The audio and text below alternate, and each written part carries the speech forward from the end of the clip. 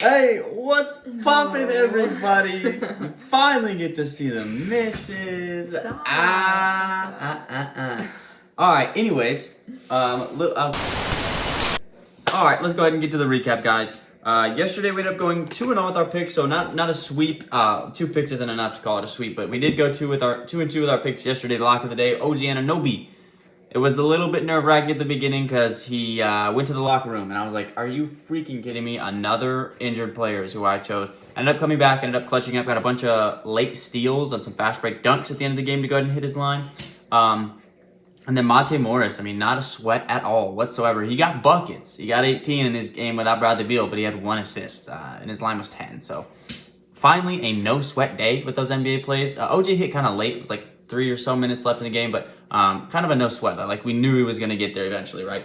And then we also went 3-0 or 3 for 3 on our NFL plays yesterday. We swept our NFL plays yesterday, so we did go 5 for 5 with our picks yesterday. These plays, I'm not even gonna lie to you, they were easy. I didn't even like put a whole lot of thought into them. All I knew is that that the Vikings were they said earlier in the week they were gonna use TJ Hawkinson like crazy, and his line was only 3 receptions. He tripled his line. I mean, 9 catches on a guy that had a 3 reception line. I don't know why that line was so low. And then kind of the same story with Josh Palmer. He almost hit in the first half. He had 52 yards in the first half and then finished with 108. Justin Herbert had nobody else to throw to against the worst pass defense in the NFL in the Atlanta Hawks. Those 2 lines were just way too ezy for me. I didn't even put a whole lot of thought and literally didn't research them at all, those 2 picks. And then Geno Smith had no touchdowns versus the Cardinals last time, and I was like, yeah, that won't happen again. So he threw 2 touchdowns in that game yesterday. So finally got a little bit of a hot streak yesterday, 5 for 5 on our picks. Got a giant NBA slate today. I believe all 30 teams are playing today. Also, big news, super last minute, going to the Saints game tonight. Saints play the Ravens on Monday Night Football over in the Superdome. I live like an hour and a half away from the Superdome, so I'm going to that Ravens-Saints game tonight. So, gonna post, I'm gonna tell you guys some NFL picks in this video, so I'm gonna kind of mesh an NFL NBA video into this one. 4 plays I have for the NBA. I'm gonna get a 5th one later in the day. There's a team that does not have lines out yet that has a really good defensive matchup, so I want to take the under on a player in that game. But I want to see where the lines end up being. And then also, there's not a whole lot out right now for the NBA for the Monday night game. I'm not gonna lie to you guys. I want some more lines in that NBA game or in that NFL game, so I'm gonna kind of wait for it for those NFL picks. But I do have 2 plays that I know I will 100% am gonna play. So I will give you guys 4 NBA props in this video, and then I'm gonna give you 2 NFL props, and then everything else is gonna drop on Instagram and Twitter. So make sure you guys follow me on Instagram. I'll throw it up right here. Again, Instagram is right here. TakeMyShot.sports. And then I'm gonna drop my Twitter as well as right here. Take my shot underscores between all those words. Take underscore my underscore shot is my Twitter. So sorry for the long-winded intro there, but let's get into it today. Real quick, if you guys are new to Underdog Fantasy, in the link down in the description below, I have a link that takes you straight to the App Store where you can download Underdog Fantasy, because you're gonna want to hop in on the action this year. They have added a whole bunch of new features to Underdog Fantasy this year. Starting with the brand new insurance feature, okay? This insurance feature is a new thing that has been super requested for the fans and the customers of Underdog Fantasy. Essentially, all you do is you click insurance right here. And if you can see right there, all you have to do is hit 4 of these picks to win, but the value does drop down. So if you turn off the insurance, you do a $10 bet, you obviously get $200. And if you turn on the insurance feature, it drops down a multiplier down to 10. But if you miss one of these picks, say, Jameis Winston gets hurt or something, he doesn't end up throwing 2 touchdown passes. But everybody else hits like Lamar, Jonathan Taylor, Derrick Henry, and Justin Jefferson. All these guys hit. You still hit the slip. You just get it for $100. It just goes down a multiplier, which is a huge feature a lot of people have been asking for, so they received it. Also, they have added second half lines now to games. Obviously, it is on. There is nothing up because there's no NFL second half games, but they have added NFL second half.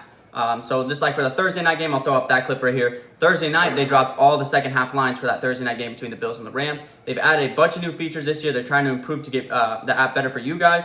Also, when you sign up, if you use code TAKEMYSHOT, you'll get $100 match, up to $100 match and 100% deposit match on your first time deposit. So if you do that, you can deposit $50, you get an extra $50, $20, you get an extra $20. Whole lot of stuff coming in with Underdog Fantasy this year. Make sure you sign up with code TAKEMYSHOT. Now let's get to today's picks. All right, coming out with today's lock of the day, man. Don't have to overthink it too much with this one. You got the #1 scoring point guard in the NBA, or I guess #2 scoring point guard in the NBA, taking on the worst point guard defense in the NBA and the Detroit Pistons. Give me Shai Gilgeous-Alexander over 28.5 points.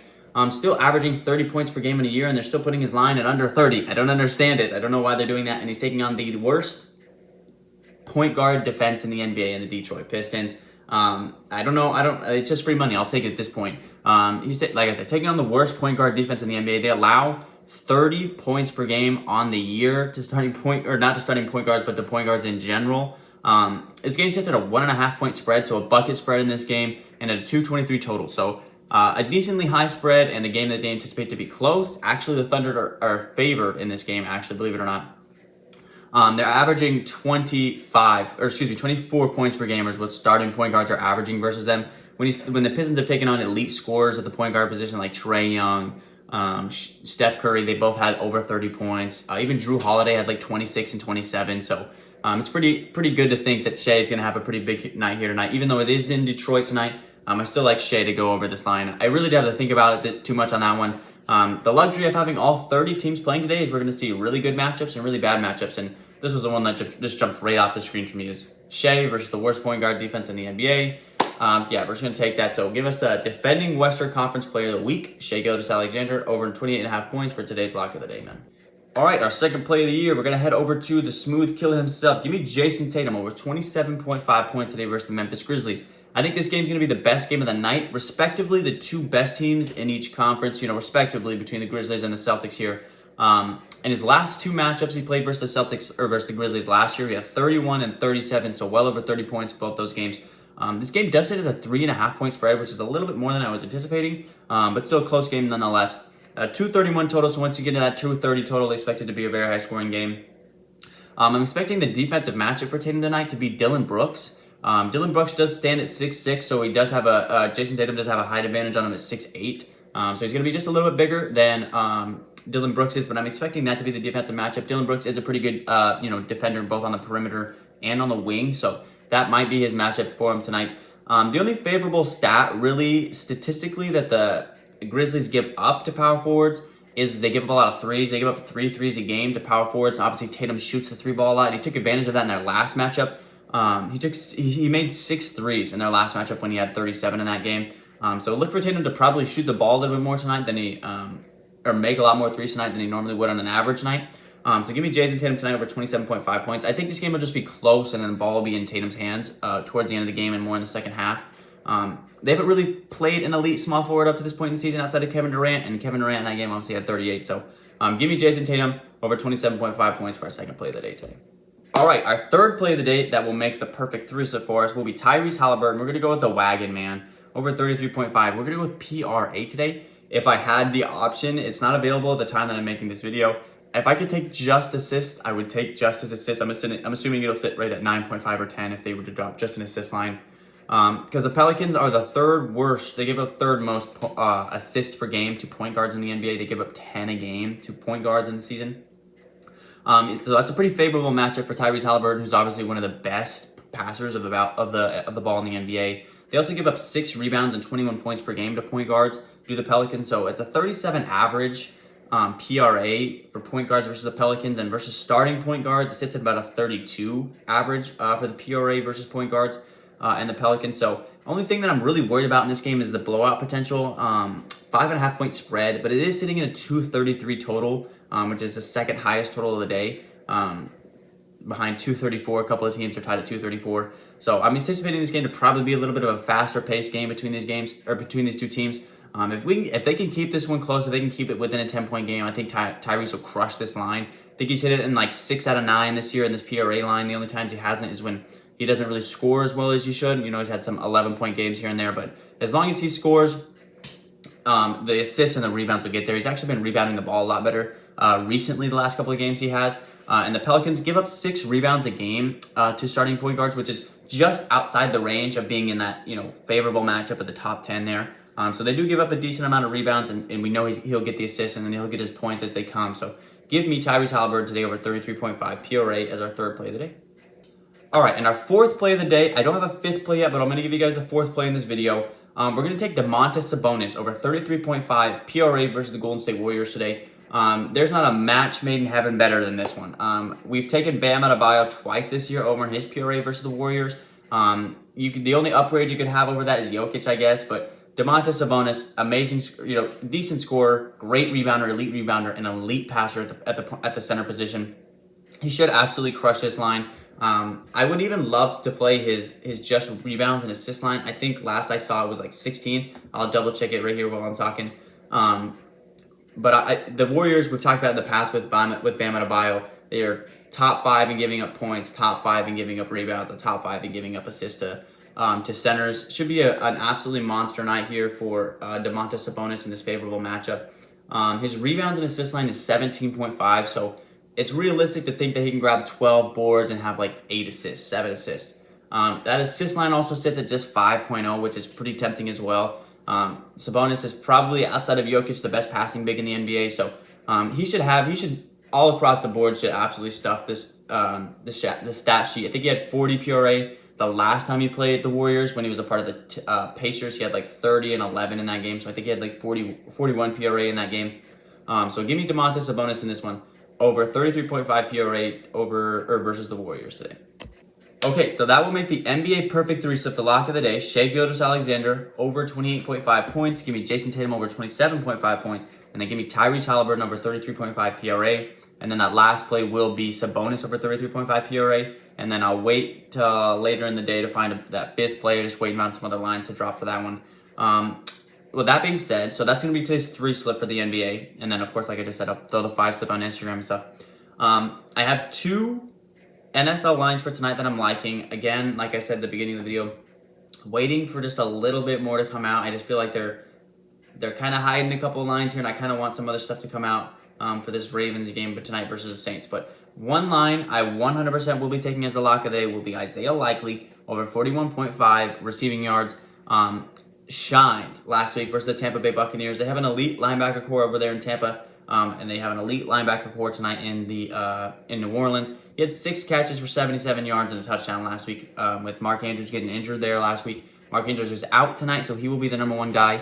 The Ravens still play through tight ends, even though Andrews isn't going to be in the lineup. Obviously, Likely is not as good as Andrews, but he has shined, absolutely shined. And the opportunities he has gotten, he has taken over. Even at a preseason game where he had like 12 catches for like 120 yards and a touchdown. I know that was a preseason, but absolutely took over, and he took over in that late last game too when they played Tampa last week. I'm loving Isaiah Likely over 41.5 yards. I know they have an elite linebacker core in New Orleans, but Ravens just run their offense through tight ends, and Isaiah Likely's been an elite. He's looking like an elite hidden gem talent through the first couple of weeks of the season here. So I like Isaiah Likely over 41.5 receiving yards as the lock of the day for the Monday Night Football game tonight. And our second play, and I know we've already played this guy this season a bunch of times, but he's been hitting and his line's been so low. We're going to actually take Devin Duvernay over 10.35 fantasy points.